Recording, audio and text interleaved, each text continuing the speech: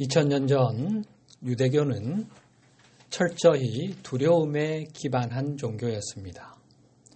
그들이 믿었던 거짓신 야훼는 두려움의 대상이었지요. 예수님은 종교에 대해 두려움에 기초한 접근법을 조장하면서 스스로 종교 지도자로 자처했던 거짓된 자들에게 도전했었지요. 오늘 본문 말씀 요한복음 8장 44절 너희는 너희 아비 마귀에게서 났으니 너희 아비의 욕심대로 너희도 행하고자 하느니라. 그는 처음부터 살인한 자요 진리가 그 속에 없으므로 진리에 서지 못하고 거짓을 말할 때마다 제 것으로 말하나니 이는 그가 거짓말장이요 거짓의 아비가 되었음이라. 예수님께서 마귀, 사탄, 어둠의 세력의 하수인이 되어서 사람들에게 두려움을 심어주어 자신들의 통제하에 두려워했던 당시 유대교 지도자들의 거짓을 꾸짖고 폭로하시는 장면이지요. 사람들의 의식이 아래로 추락하여 이원성 속에서 길을 잃었을 때는 두려움에 기반한 종교가 그들에게 일시적인 길잡이 역할을 할 수는 있습니다. 두려움이 카르마를 짓는 행위를 멈추게 할 수 있기 때문입니다. 이원성 의식에 너무 깊이 매몰되어 타인을 해치는 일을 서슴없이 행하는 사람들에게는 너 그러다 지옥 가 라는 식의 두려움 기반의 가르침이 그런 카르마적 행위를 멈추게 할 수 있다는 것입니다. 법률적 용어로는 위하력이라고 하는데 사람들이 두려워할 만한 형벌로 위협함으로써 그들을 범죄로부터 멀어지게 만드는 것을 말합니다. 당시 유대교는 이런 위하력을 통해서 사람들을 통제하는 종교였습니다. 이런 방식은 의식이 48단계에서 한참 아래로 내려간 영혼들에게는 필요할 수 있습니다. 그러나 우리의 의식이 높아지게 되면 이런 두려움에 기초한 접근법을 버려야 합니다. 두려움에 의해 동기 유발이 되는 방식으로는 영적 여정을 성공적으로 걸을 수 없기 때문입니다. 예수님의 가르침을 진지하게 공부하는 사람이라면 예수님이 사랑의 중요성을 얼마나 강조하셨는지 잘 알지요?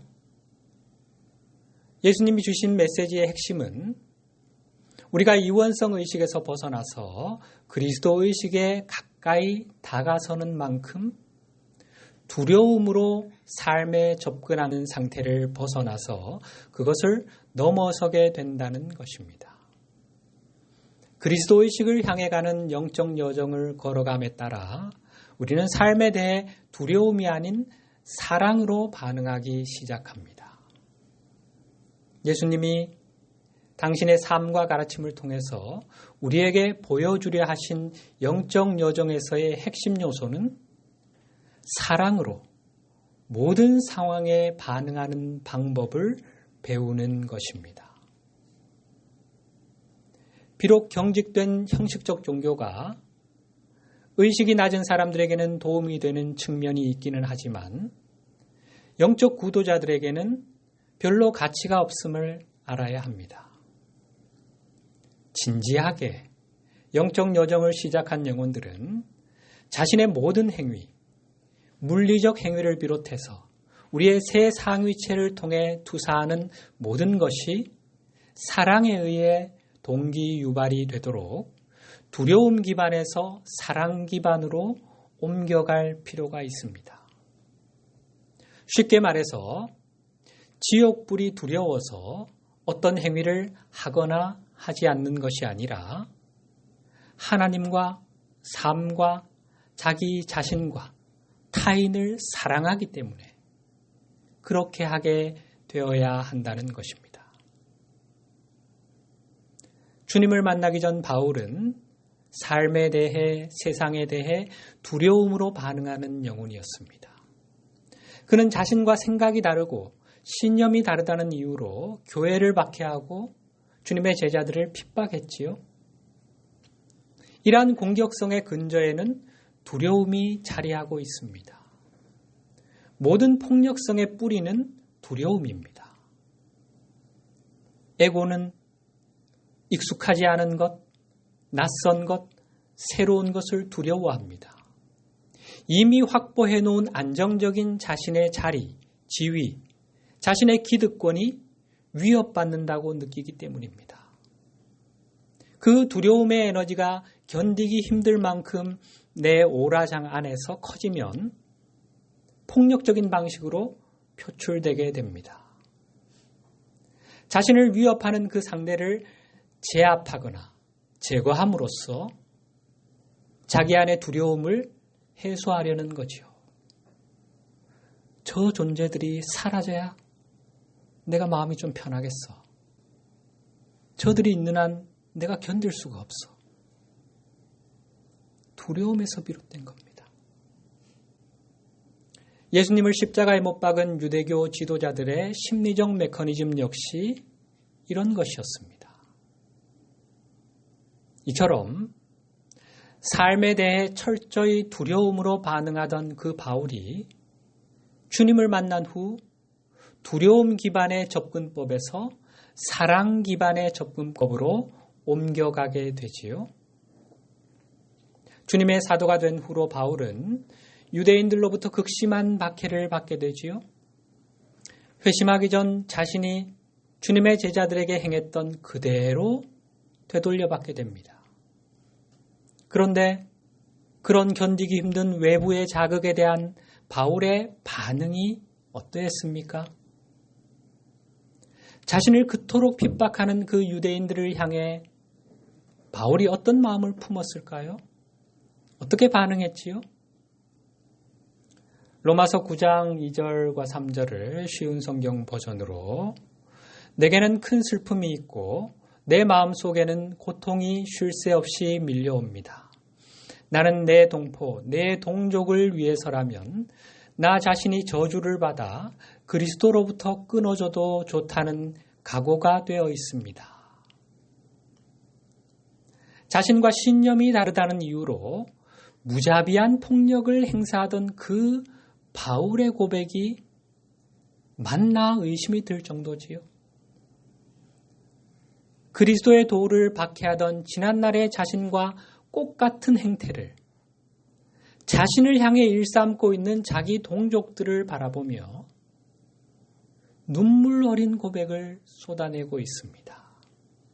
저들이 영의 눈을 떠서 진리의 도를 알아볼 수 있게만 된다면 그 일을 위해서라면 내가 저주를 받아 그리스도에게서 끊어져도 좋다는 각오가 되어 있습니다. 저들을 살릴 수만 있다면 내가 지옥불에 들어가도 괜찮겠다. 지옥불 같은 건 없지만 바울은 그칠 줄 몰랐던 동족의 극심한 그 가학을 온 몸으로 온 삶으로 받아내었습니다. 동족을 향한 사랑으로 그 모진 시련을 묵묵히 견뎌낸 것입니다. 주님이 보여주신 사랑 기반의 반응, 사랑 기반의 삶을 온전히 실천한 것입니다. 주님을 만나기 전과는 너무나 다른 정반대의 삶의 모습이었지요. 삶에 대한 두 가지 접근법, 두려움에 기반한 접근법과 사랑 기반의 접근법, 이것과 관련하여 오늘 우리가 함께 생각해 볼 주제는 신비주의에 관한 것입니다. 영어로 occult라고 하지요.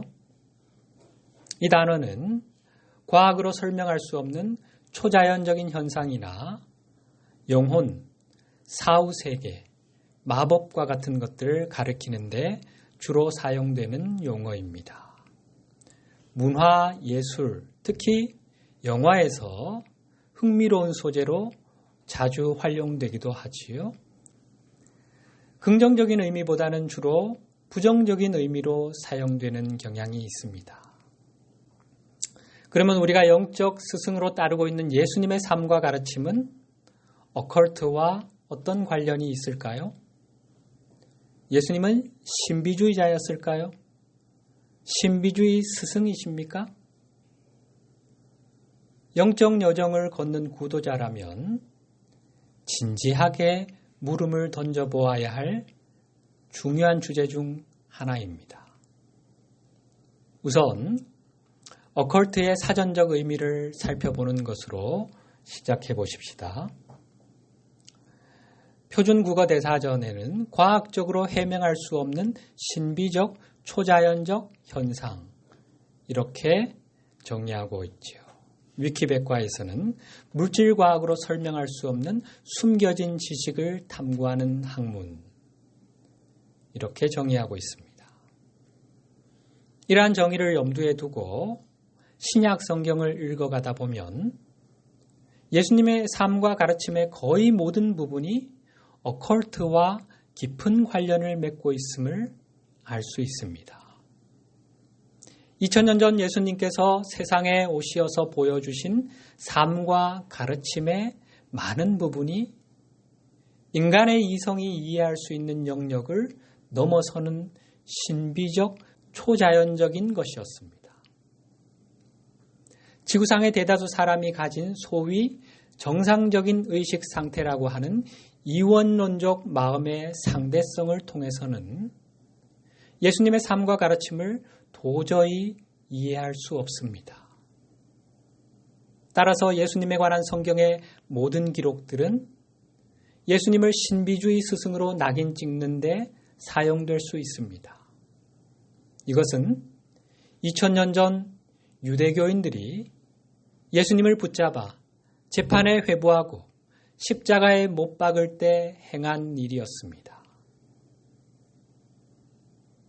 물론 그들은 다른 용어를 사용했지요. 그러나 그들 주장의 본질은 예수님이 그들의 정통 교리를 넘어섰고 따라서 예수님은 결코 하나님에게서 온 메시아일 수 없다는 것이었습니다. 왜곡된 신념에 가려진 그들의 눈에는 예수님이 귀신 들린 사람으로밖에 보이지 않았던 것입니다. 오늘 본문 말씀 48절이지요. 유대인들이 예수님께 대답했습니다. 당신은 사마리아 사람이고 귀신 들린 게 분명합니다. 우리가 틀렸습니까? 아주 예수님을 비하하고 조롱하고 있지요. 사마리아 사람이라는 말은 당시 유대인들 사이에서는 치욕적이고 상스러운 표현으로 통용되는 말이었습니다. 일종의 욕이었던 거지요. 유대인들은 당시 사람들의 보편적인 의식 수준을 뛰어넘는 영적 가르침을 쏟아내시는 예수님을 향해 귀신이 들렸다거나 귀신의 왕이라며 공격했습니다. 만약 오늘날의 용어가 당시에 있었다면 아마도 그들은 예수님을 매우 위험한 컬트 지도자로 규정했을 겁니다. 컬트, 사이비 종교, 사교를 말하지요. 그들은 예수님의 가르침들에서 이런 비난을 위한 근거들을 얼마든 찾아내었을 것입니다.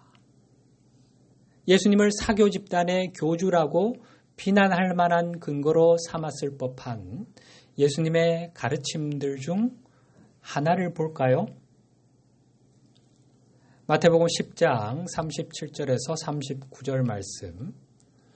아버지나 어머니를 나보다 더 사랑하는 자는 내게 합당하지 아니하고 아들이나 딸을 나보다 더 사랑하는 자도 내게 합당하지 아니하며 또 자기 십자가를 지고 나를 따르지 않는 자도 내게 합당하지 아니하니라. 자기 목숨을 얻는 자는 잃을 것이요 나를 위하여 자기 목숨을 잃는 자는 얻으리라. 어떻습니까? 만약에 여러분이 영성인이 아니고 이런 말씀을 처음 접한다면 사이비 교주가 한 말이라는 생각이 좀 들 수도 있죠. 오늘날에도 기독교를 비난하는 사람들이 즐겨 사용하는 구절입니다. 분리의식, 이원성의식으로는 도저히 이해할 수 없는 영적 가르침이기 때문입니다. 이 말씀의 의미를 간단히 짚고 넘어가자면 여기서 예수님께서 부모보다 더 사랑하라 하신 존재, 자녀보다 더 사랑하라 하신 그 존재는 2000년 전 육화했던 역사적 인물로서의 예수, 외적 인격으로서의 예수님을 가리키는 것이 아닙니다. 우리가 부모보다, 자식보다 더 사랑해야 하는 존재, 세상 그 무엇보다도 더 사랑해야 하는 그 대상은 우리를 생명의 길로 하나님의 품으로 인도해 줄 수 있는 유일한 존재, 바로 그리스도의식입니다. 또는 그리스도의식으로 우리를 이끌어가는 예수님의 살과 피로 상징되는 그리스도 자아로 보아도 무방합니다. 예수님 안에서 이 말씀을 하고 계신 존재가 바로 그리스도의식입니다. 예수님은 이 지구별에서 그리스도의식을 대표하는 분이십니다. 그리스도의식에 대한 상징이시죠. 그래서 예수님을 가리켜 예수 그리스도라고 하는 것입니다. 숭배의 대상으로서의 그리스도가 아닙니다. 그리스도의식이란 하나됨의 의식이라고 했지요. 나와 내 아버지가 둘이 아닌 하나임을 인식하는 의식. 나와 너, 나와 세상 모든 존재가 분리된 것이 아닌 하나로 이어져 있음을 생생히 인식하는 의식. 위에서는 하나님과 하나됨을, 아래에서는 존재하는 모든 생명과 하나됨을 받아들이는 의식. 믿음의 차원으로 받아들이는 것이 아니라 영의 눈이 열려서 그것이 실제임을 보는 의식입니다. 이것이 바로 그리스도 의식입니다. 바울 사도가 우리를 향해서 너희 안에 이 마음을 품으라 했던 바로 그 마음, 그리스도 마음. 그것은 하나됨의 원리를 기초로 하나님이 창조하신 마음이고 의식입니다. 그리스도 의식, 그리스도 마음의 근본적인 기능은 하나님과 하나가 되는 상태이고 우주에 대한 하나님의 비전과 하나가 되는 상태이며 하나님의 비전이 실현될 수 있게 해주는 하나님의 법칙들, 우주 법칙들과 하나가 되게 하는 것입니다. 이것이 그리스도 의식의 본질적인 기능입니다. 이 그리스도 의식의 예복을 입지 않고는 하늘나라 잔치에 참여할 수 없다고 주님께서 말씀하셨지요. 잔치 비유를 통해서. 그리스도 의식을 향해 가는 영적 여정을 걷지 않고는 영적 세계로 상승할 수 없다는 뜻입니다. 세상 그 무엇보다도 이 그리스도 의식을 더 사랑하지 않고는 윤회에 거친 바다를 건너서 아버지 집으로 돌아갈 수가 없습니다. 요단강 건너 본향에 이를 수 없는 것입니다. 따라서 우리가 부모보다 자식보다 더 사랑해야 할 대상, 자기 목숨과도 맞바꿀 수 있어야 하는 것이 바로 그리스도 의식이라는 사실. 깨어난 영혼들에게는 너무나 당연한 이치지요. 우리가 그토록 집착하는 육신의 삶은 이 물질계에서 펼쳐지는 한 편의 장편 드라마에 지나지 않습니다. 부모나 자식은 그 드라마의 배역에 불과합니다.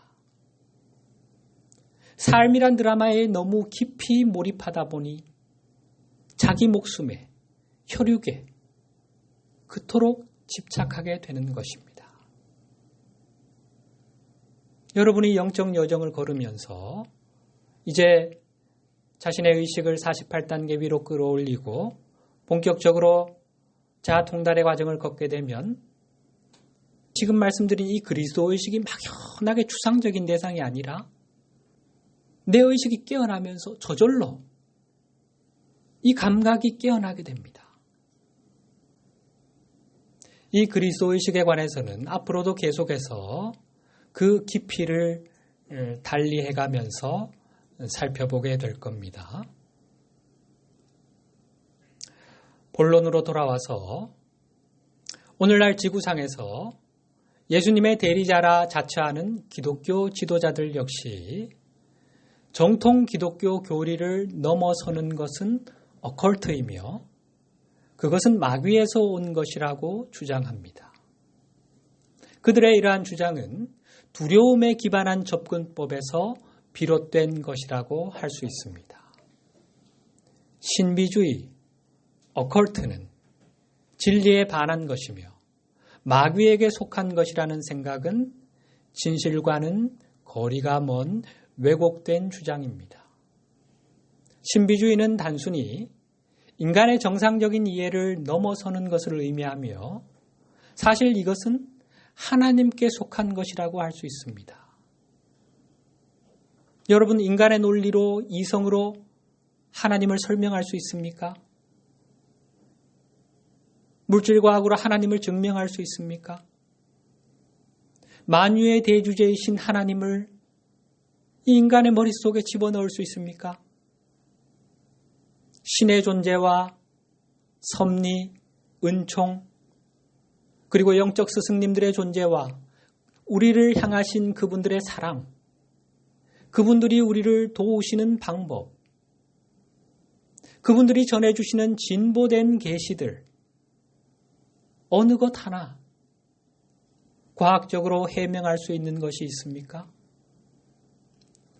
논리적으로 설명할 수는 없지만 이런 진보된 계시들이 부인할 수 없는 진리라는 내 영혼 깊은 곳에서 꿈틀대는 이 분명한 느낌, 확신, 이 직관적인 통찰, 이 직관의 느낌을 따라 마음을 열어 주님의 인도하심에 나를 내맡길 때 놀랍도록 달라지는 우리의 의식과 삶. 이런 신비로운 현상들을 물질과학으로 설명할 수 있습니까? 가만히 생각해 보면 이 모든 것이 신비의 영역에 속하는 것임을 알 수 있습니다.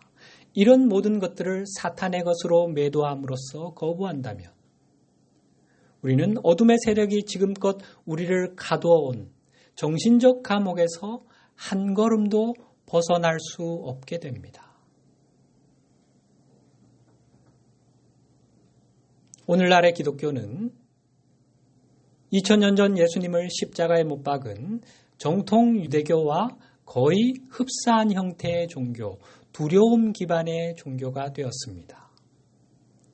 오늘날 예수님이 육신을 입고 나타나시어 이 시대에 필요한 새로운 영적 가르침을 주신다면 정통 기독교가 어떤 반응을 보일까요?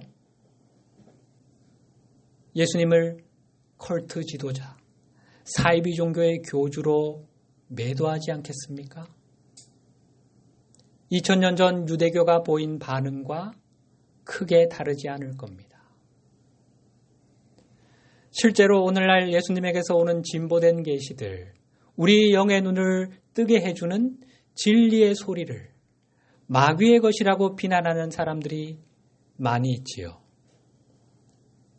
우리 채널에도 종종 와서 흔적을 남기고들 가시는데 그들 대부분은 정통 기독교에 속한 사람들로 이런 반응의 이면에는 기존의 신념을 넘어서는 새로운 것, 낯선 것에 대한 두려움이 자리하고 있습니다. 두려움에 기반한 접근법을 취하는 사람들은 자신들의 정통 교리를 넘어서는 것이라면 일고의 가치도 없다고 여기며 쳐다보려 하지도 않습니다. 그들은 자신들이 믿어온 기존의 신념과 배치되는 모든 것에 어컬트, 마귀, 사탄의 것이라는 꼬리표를 붙여서 배척하면서 기존 신앙에 더욱 집착하는 광신주의로 빠져듭니다. 이러한 태도는 종교에 대한 매우 미숙한 접근법입니다. 이것은 자신과 자신의 삶에 대해서 스스로 책임지기를 거부하고 하나님께 속한 것과 그렇지 않은 것을 분별할 수 있게 해주는 그리스도자와의 조율을 거부하려는 마음에서 비롯되는 낮은 수준의 의식 상태라고 할 수 있습니다. 정통 기독교의 많은 지도자들이 지상에서 예수 그리스도를 대표한다고 자처하며 예수님의 발자취를 따르고 있다고 주장하지만 진실은 예수님의 진정한 가르침과 죽은 사람의 뼈로 가득한 회칠한 무덤 같은 외적 교리들을 구별하기를 거부하고 있는 것입니다. 진실한 영적 구도자라면 어둠의 세력이 분명한 목적과 전략을 가지고 우리를 통제하려 하고 있음을 꿰뚫어 볼 수 있어야 합니다. 마귀는 이원성 의식에 깊이 매몰된 사람들에게는 별 관심이 없습니다. 그런 사람들은 이미 저들의 완벽한 통제하에 있기 때문입니다. 어둠의 세력이 만들어 놓은 정신적 감옥에 꼼짝없이 갇혀 있으면서도 자신들이 어디에 있는지도 모른 채 편안해하는 그런 영혼들을 염려할 이유가 없는 거지요. 가만히 내버려둬도 철창을 벗어날 생각을 안 하니까요. 어둠의 세력이 관심을 보이는 유형의 사람들은 그들의 거짓말들을 꿰뚫어 볼 수 있게 해주는 어떤 진리를 발견했으나 아직 그리스도 분별력을 얻지는 못한 사람들입니다. 그리스도 분별력이란 한번 화면으로 보시면서 분리와 이원성의 의식을 통해 생성된 수많은 환영을 꿰뚫어 볼 수 있는 능력이며 눈에 보이는 모든 현상 뒤에 숨어 있는 근원적인 하나됨을 볼 수 있는 능력입니다. 우리가 높은 수준의 그리스도 의식에 도달하게 될 때 얻어지는 능력입니다. 사탄의 거짓말을 간파할 만한 진리는 발견했으나 아직 그리스도 분별력을 얻지 못한 사람들은 어떤 사람들일까요? 정통 기독교에 몸담고 있으면서 순결한 마음, 순수한 열정으로 예수님의 삶과 가르침을 따르려는 사람들이 바로 이런 유형의 사람들입니다. 이들은 예수님의 가르침에서 진리를 보았고 더 높은 수준의 의식으로 나아갈 수 있는 잠재력을 지니고 있습니다. 그러나 문제는 두려움에 맞서려 하지 않기 때문에 새 포도주를 담을 수 있는 새 가죽 부대로 거듭나지 못하고 있는 것입니다. 새 포도주, 즉 새로운 영적 가르침을 받아들이는 것에 대한 두려움으로 인해서 그 두려움에 마비된 채 그냥 낡은 가죽 부대로 남아 있으려고만 하는 것입니다. 어둠의 세력들은 정통 기독교인들의 이러한 모습을 지켜보면서 회심의 미소를 짓습니다. 마귀는 이 지구별에서의 영적 싸움에서 두 가지 전략으로 자신이 이길 수 있다고 확신합니다. 그의 주된 목표는 이 지구별에서 그리스도의 탄생을 막는 것입니다. 그리스도의 탄생, 뭘 말하는 걸까요?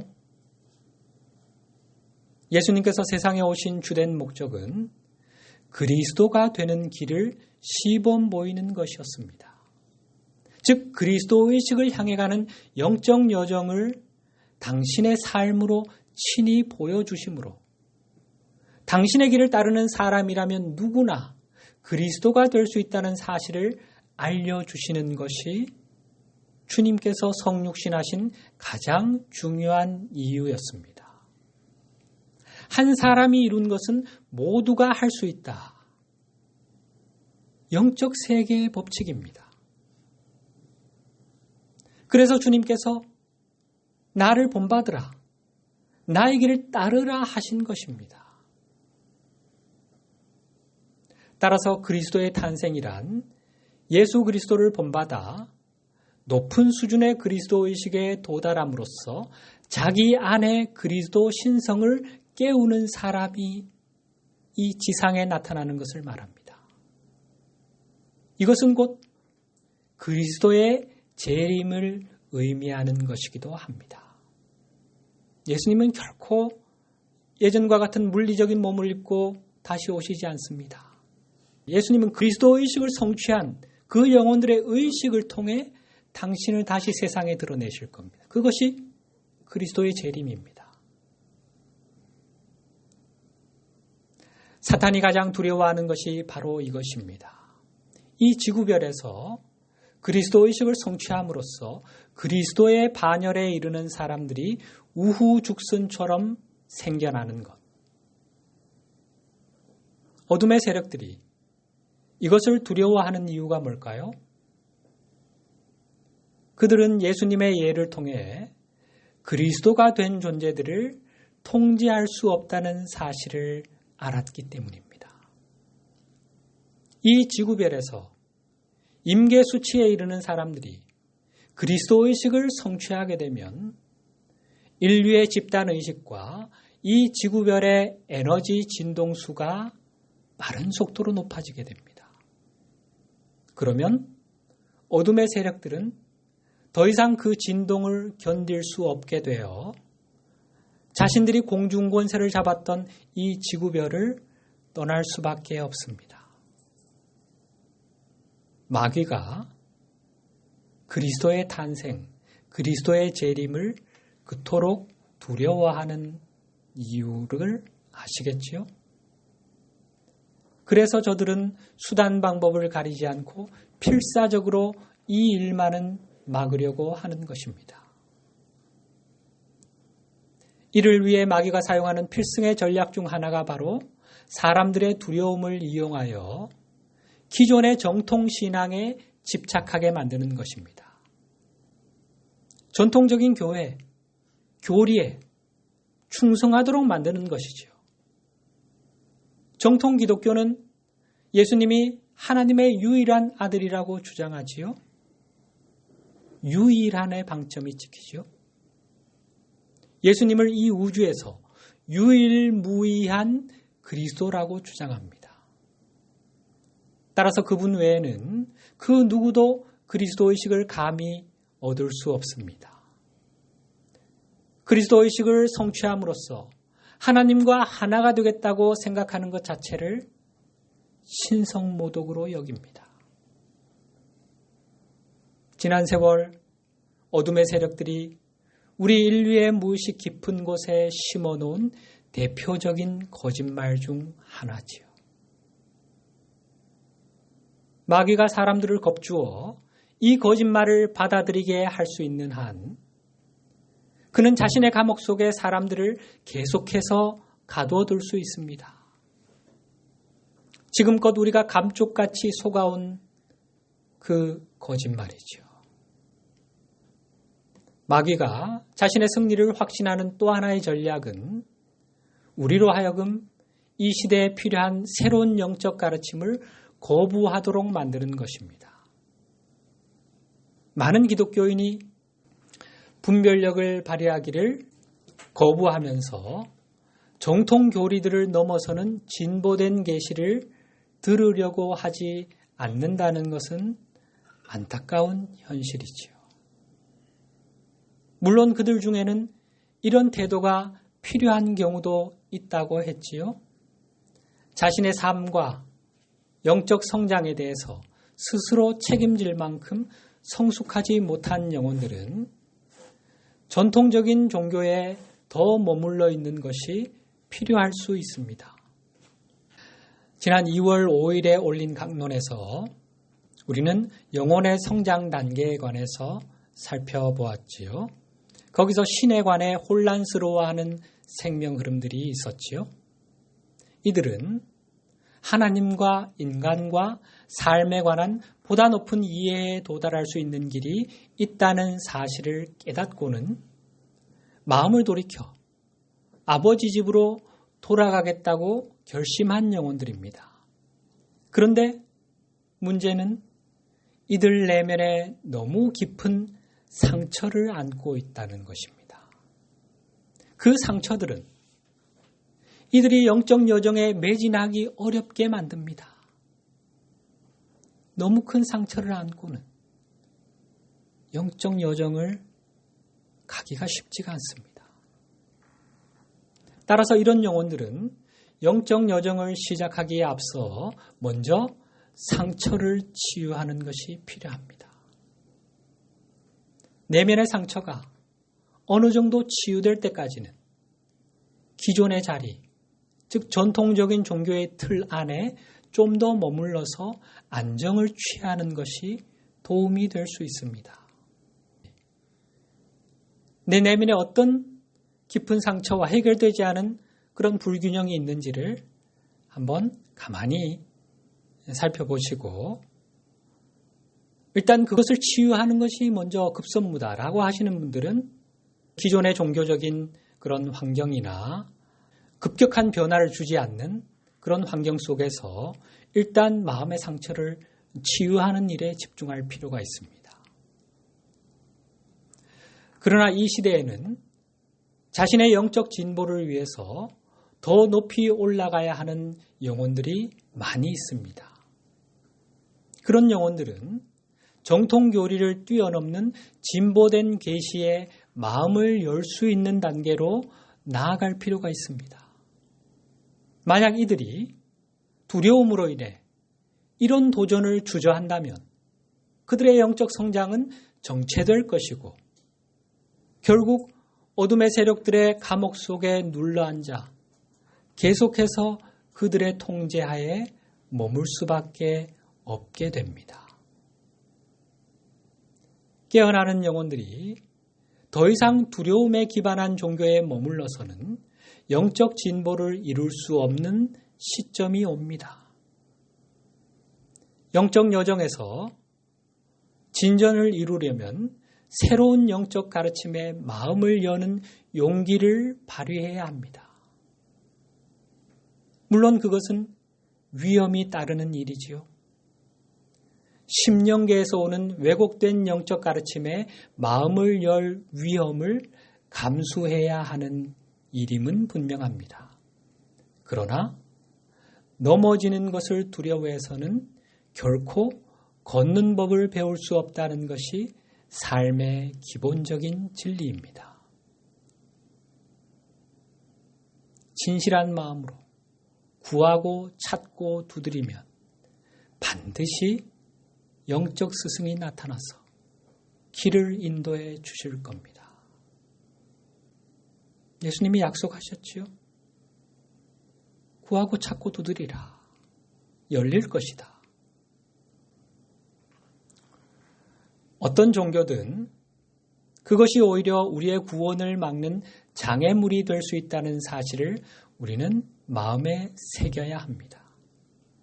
우리 인류가 황금시대로 진입하고 있는 오늘날에는 보다 많은 종교인들이 영적 세계에 대한 더 높은 가르침에 마음을 열 필요가 있건만 그들은 종교에 대한 두려움 기반의 접근법을 놓아버리지 못한 채 그렇게 하지 못하고 있습니다. 바로 이것이 안전한 피난처로 보이는 정통 기독교에 사람들이 그토록 집착하는 이유입니다.